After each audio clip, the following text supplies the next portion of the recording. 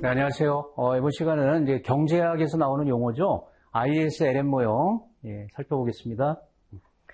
일반적으로 이제 한 나라의 이제 균형 국민소득, 균형 국민소득이 이제 실질 GDP고요. 한 나라 경기를 의미하기도 하는데, 국민소득을 분석할 때 총수요, 총공급으로 분석을 많이 해요. 그러니까 이쪽이 이제 국민소득이 되고, GDP와 같은 말로 보시면 되고요. 이쪽을 이제 한 나라 물가로 이렇게 놓고요. 총수요 곡선은 이렇게 우하향하죠. 이제 AD 곡선이라고 얘기하고, 총 공급은 AS. 그래서 요 이제 균형점이, 어떤 나라의 균형 국민소득이 되고, 균형 물가가 되고, 이렇게, 총수요와 총공급, 이걸 가지고 이제 분석을 많이 하는데, 이 ISLM 모형은 좀 특이합니다. 이렇게 분석하지 않습니다. 균형 국민소득 분석할 때. 그래서 요 이제 배경을 좀 이제 이해하셔야 돼요. 배경. 자, 이제 선진국형 이렇게 가정하겠다는 겁니다. 현재 우리가 살고 있는 이게 선진국형 경제의 특징을 보면 수요 공급이 적당한 게 아니고 수요가 부족한 수요 부족 경제다 이렇게 이제 보는 거예요.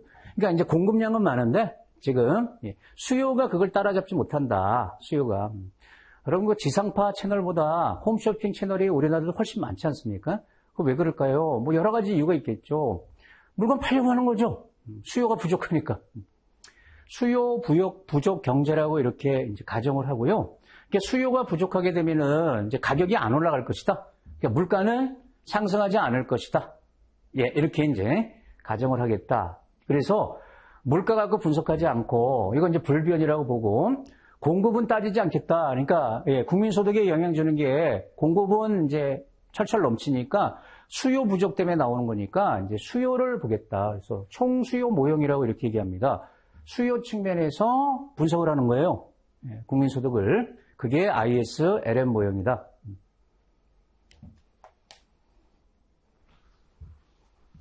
그래서 이 ISLM 모형은 이제 두 개 시장, 생산물 시장하고요. 화폐 시장. 이 상호작용 뭐 이렇게 되어 있는데 이 두 시장을 분석해서 균형 국민소득을 찾아내는데, 이제 한쪽이 국민소득이고 한쪽이 이제 이자율을 보는 겁니다. 둘 간의 이제 균형점을 찾는 거예요. 이게 중요한 게 뭐냐면, 수요 관리 정책, 수요 모형이라고 이제 부른다 그랬죠? 그래서 수요 측면에서 우리가 이제 수요를 진작시키는 정책이 나라가 하는 거죠, 여러분. 크게 두 가지 재정 정책, 통화 정책. 여러분, 재정 정책이 뭡니까? 재정 정책은 나라에서 직접 정부 지출, 또는 세금 조정하는 거, 그걸 얘기하는 거죠. 세금을 조절하고 또 이제 정부 지출을 조절하고 그게 재정 정책이고요. 통화 정책은 통상 이제 중앙은행들이 하는데 우리로 치면 이제 한국은행이 되겠죠. 시중의 통화량을 조절하고 또는 금리를 조절하고 그게 이제 통화 정책인데요. 요 두 가지가 다 수요를 관리하는 정책이란 말이에요. 요 정책 효과를 분석할 때 많이 사용하는 게 ISLM 모형이다 이런 뜻이고. 그러면 IS하고 LM은 뭐의 약자냐? IS는 투자하고 저축의 약자입니다. I와 S는. 그럼 LM은 유동성을 우리가 이제 리퀴더티 그래서 이제 L로 쓴단 말이에요. 그래서 L과 화폐, 머니니까 이제 M, 그거의 약자다.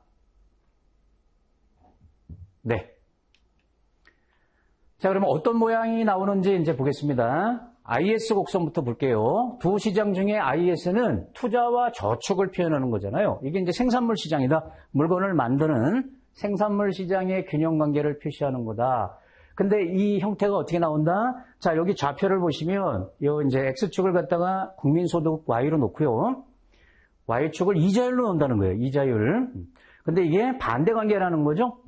자, 이자율이 떨어지면은 국민소득이 증가한다. 이 국민소득이 경기라고 보시면 돼요. GDP. 이게 우측으로 이동하면은 그만큼 경기가 좋아지는 거다. 이렇게 보는 겁니다. 이자율이 올라가면 왼쪽으로 가니까 작아지고. 자, 그런 관계를 갖기 때문에 우하향한다는 거예요. 그걸 설명하고 있는 거죠. 이자율이 내려가면 금리가 싸면 어떻게 돼요?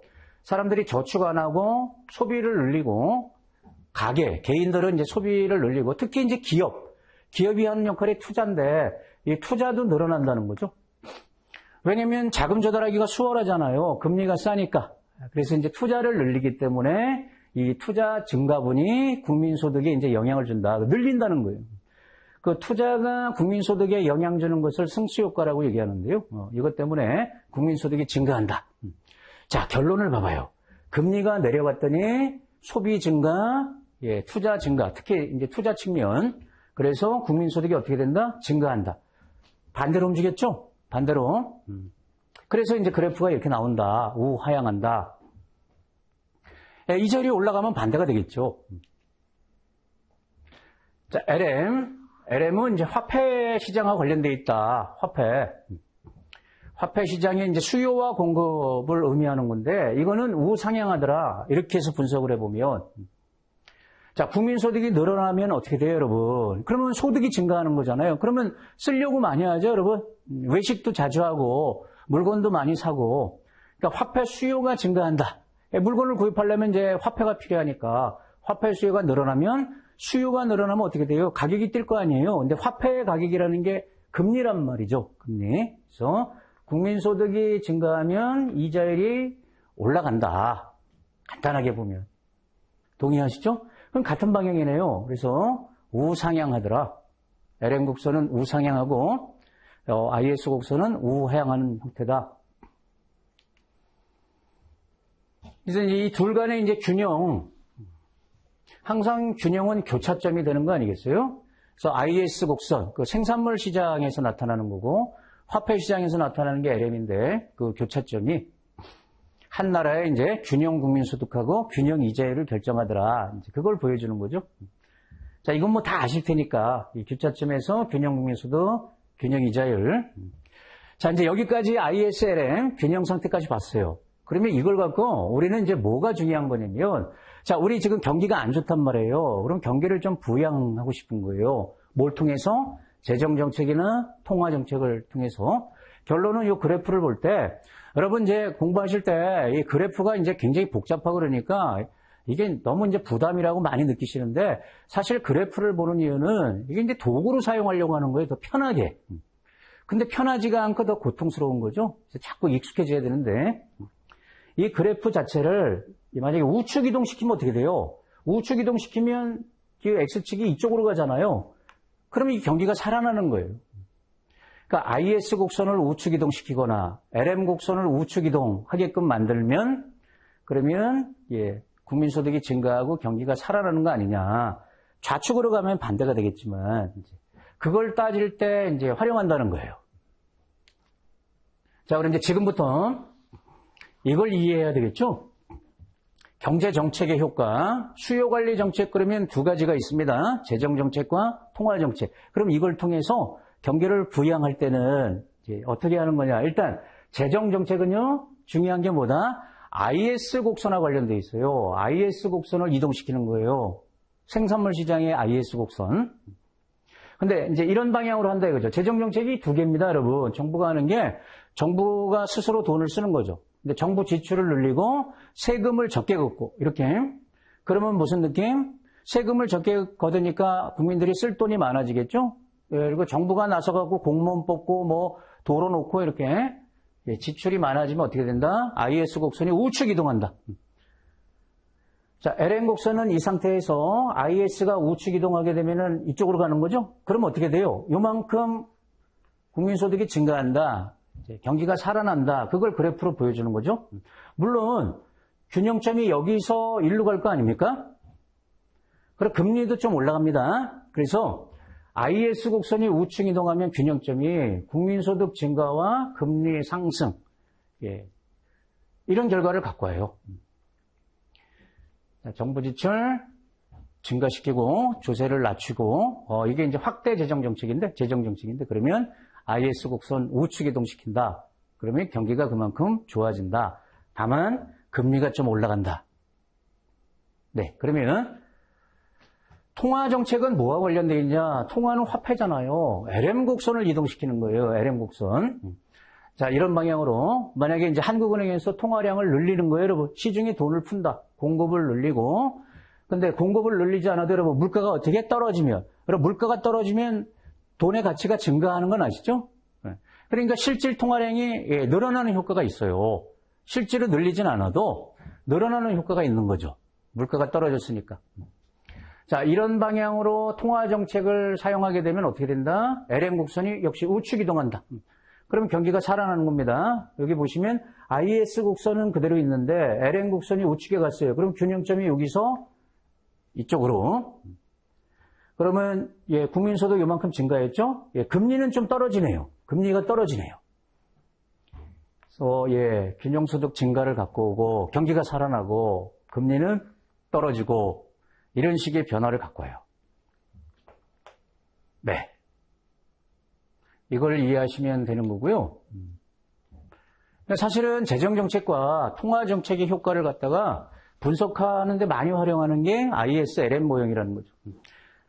자, 사례를 하나 보겠습니다. 여러분 여기서 한번 답을 찾아보세요. 자, 국민소득을 증가시키려고 해요. 나라에서. 가장 효과가 큰 정책이 뭐겠냐. 그러면 ISLM 곡선이 일단은 좌측 이동하면 안 되죠? 우측으로 가게끔 만들어야 된단 말이에요. 자, 정부 지출 증가시키겠대요. 정부 지출은 IS 곡선을 우측 이동시키죠? 그러니까 이것도 효과가 있네요.